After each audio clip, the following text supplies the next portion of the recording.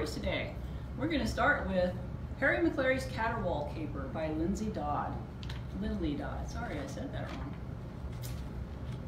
With a twitch of his tail and a purposeful paw, down by the river crept Scar-faced Claw.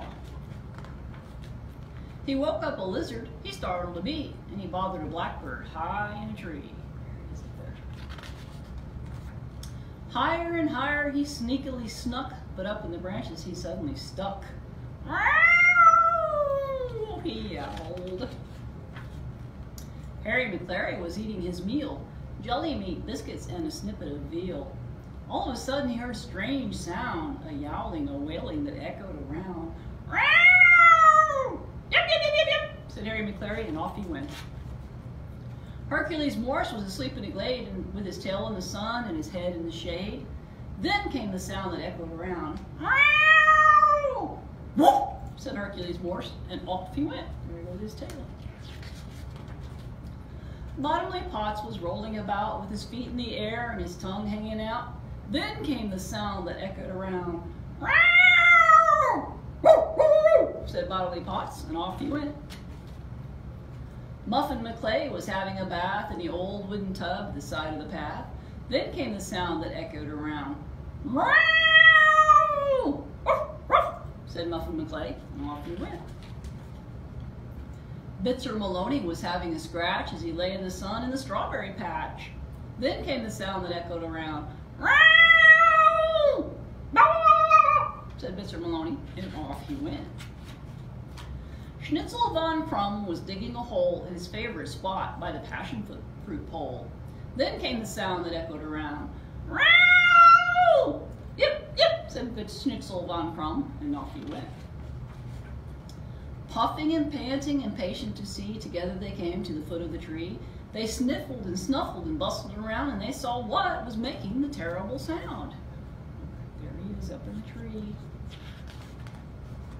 Yip, yip, said Schnitzel von Krumm. Said Bitzer Maloney. Said Muffin McClay. Said Bottomley Potts. Woof, said Hercules Morse. Yip, yip, yip, said Harry Maclary. And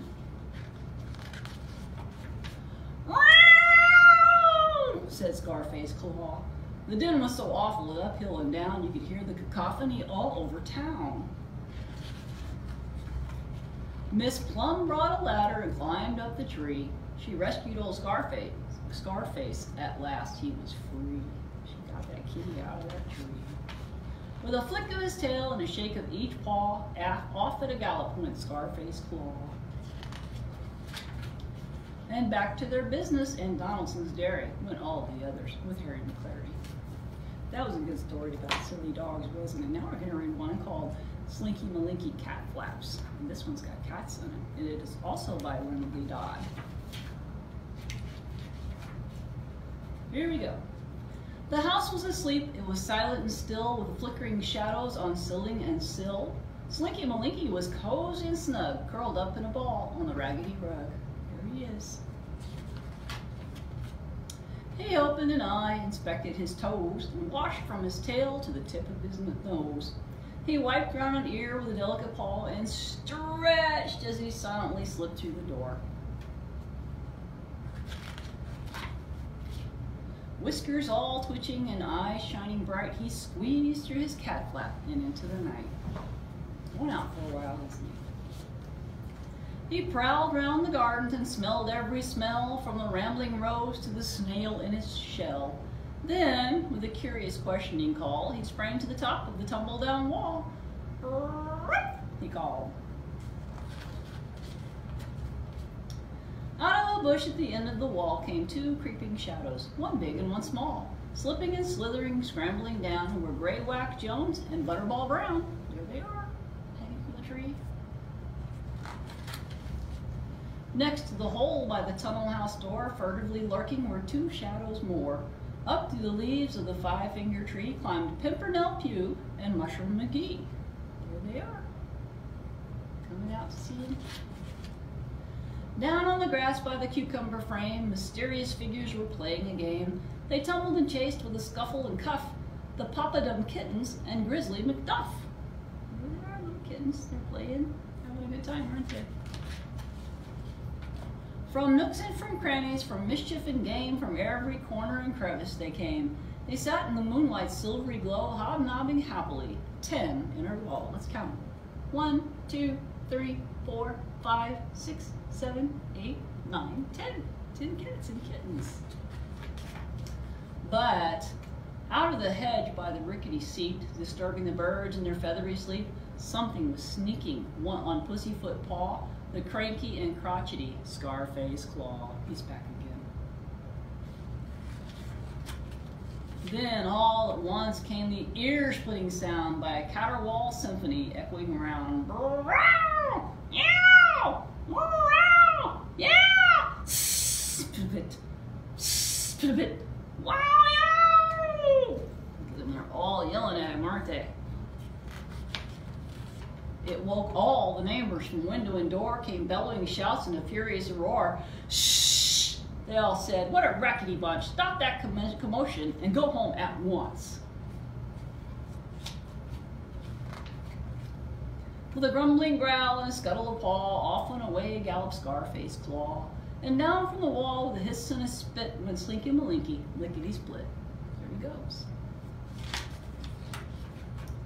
The others all followed until there were 9, trotting behind in a tail-waving line. Whiskers all twitching and eyes shining bright, they squeezed through the cat flap and out of the night. So you count them? 1, 2, 3, 4, 5, 6, 7, 8, 9, and there's Slinky Malinki. And that makes 10. The house was asleep. It was silent and still, with flickering shadows on ceiling and sill. Slinky Malinki was cozy and snug with all of his friends on the raggedy rug. Oh, they look so nice, don't they? They sat in the firelight's welcoming glow, hobnobbing happily, 10 in a row. And there again, 1, 2, 3, 4, 5, 6, 7, 8, 9, 10. They all look comfy, don't they? That's the end of the story. Thank you for coming today, and Miss Heather will be here soon to do this craft for you.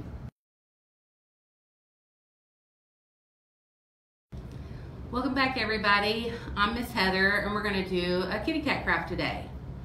So if you want to do this kitty cat craft, you can give us a call at 812-897-1500, and we'll have the pieces that we posted in the picture available for you. You just call us and we'll bring it out to you. Okay, so first we need our cup, and your cup has 3 holes. You'll have a little hole in the bottom, 2 holes across from each other on the sides. And that's where you're gonna have to pull the straw and the arms to go.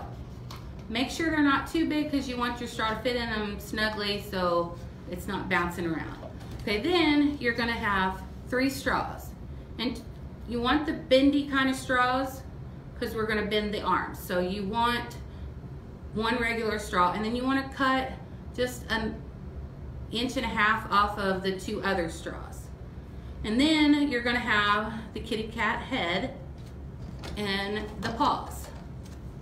Okay, and also you're gonna need tape, scissors to cut out your pieces, and we have Sharpies to color on the cup, because the Sharpies work better on the cups than regular markers to stick. They don't smudge when you do them. But remember that these markers are permanent, so be careful. Also, we have a pencil that you will write your name on the back of that. So first we're gonna take our 3 straws. You want the long one in the middle. So when you have your straws, make sure your bendy parts are at the bottom, like that. Then you're gonna take your tape and you're gonna wrap it around the top 3. And then you're gonna stick your long straw in the bottom hole and your arms through the sides.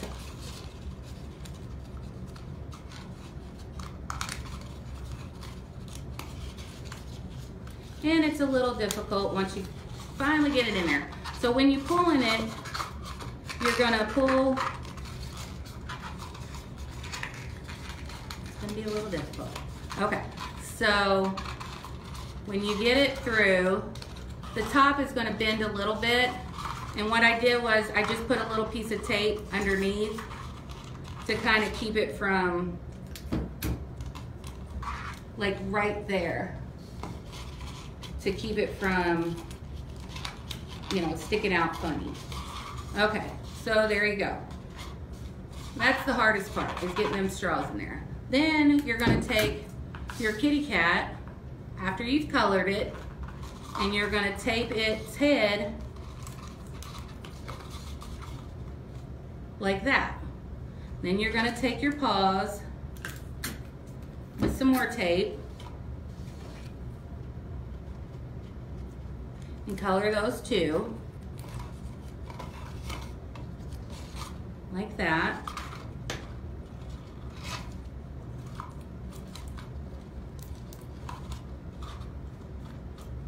Like that.